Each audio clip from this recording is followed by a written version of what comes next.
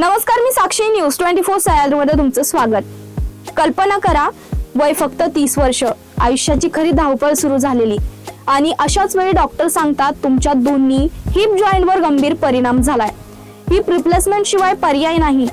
अशा परिस्थितीत अनेक जण खचून जातील. पण अहिल्यानगर जिल्ह्यातील पारनेर तालुक्यातील वासुंदे गावचे आणि सध्या छत्रपती संभाजीनगर येथे वास्तव्यास असलेले डॉक्टर विश्वासराव साळुंके यांनी मात्र हार मानली नाही. आज वयाच्या 53व्या वर्षी ते दररोज न चुकता 100 डबल बार काढतात.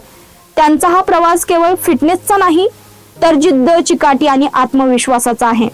डॉक्टर साळुंके यांच्या सांगण्यानुसार वयाच्या 30शीत त्यांना एव्हीएन म्हणजेच अव्हॅस्क्युलर नेक्रोसिस हा गंभीर आजार झाला. या आजारामुळे दोन्ही पायांच्या हिप जॉईंटवर परिणाम झाला होता. अनेक हाडांच्या तज्ञ डॉक्टरांनी त्यांना हिप जॉईंट रिप्लेसमेंटची शस्त्रक्रिया करण्याचा सल्ला दिला, पण त्यांनी तत्काळ शस्त्रक्रिया न करता स्वतःला वेळ दिला. 6 महिने पूर्ण विश्रांती घेतली, शरीराला पुन्हा उभं करण्याचा प्रयत्न सुरू केला आणि त्यानंतर त्यांनी निवडला व्यायामाचा मार्ग. त्यांनी नियमितपणे ॲथलेटिक्स मधील डबल बार या प्रकाराचा सराव सुरू केला. दिवसागणिक शरीर मजबूत होत गेलं, आत्मविश्वास वाढत गेला आणि हाच व्यायाम त्यांच्या जीवनाचा विभाज्य भाग बनला. आज 53व्या वर्षीही त्यांची दिनचर्या बदललेली नाही. रोज न चुकता सलग 100 डबल बार.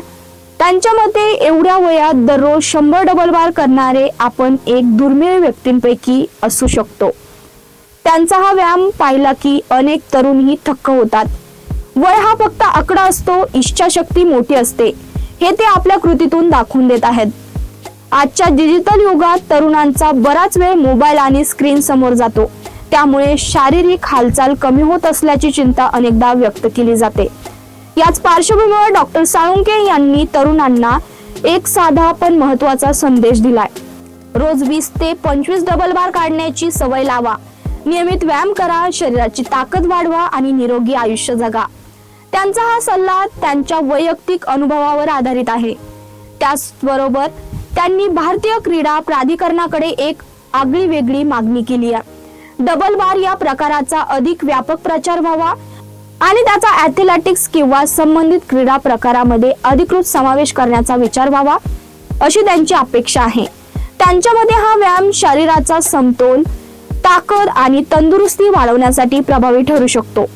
एका गंभीर आजाराचा सामना करत निराश न होता स्वतःवर विश्वास ठेवत नियमित व्यायामाच्या जोरावर आजही तंदुरुस्त जीवन जगणारे डॉक्टर विश्वासराव साळुंके अनेकांसाठी प्रेरणादायी ठरत आहेत. मात्र हेही तितकंच महत्त्वाचं आहे की त्यांचा अनुभव हा वैयक्तिक आहे. कोणत्याही आजारावर उपचार किंवा व्यायाम सुरू करण्यापूर्वी तज्ञ डॉक्टरांचा सल्ला घेणं आवश्यक आहे. जिद्द असेल, सातत्य असेल आणि निरोगी जीवन जगण्याची इच्छा असेल तर प्रत्येक दिवस नव्या सुरुवातीची संधी ठरू शकतो.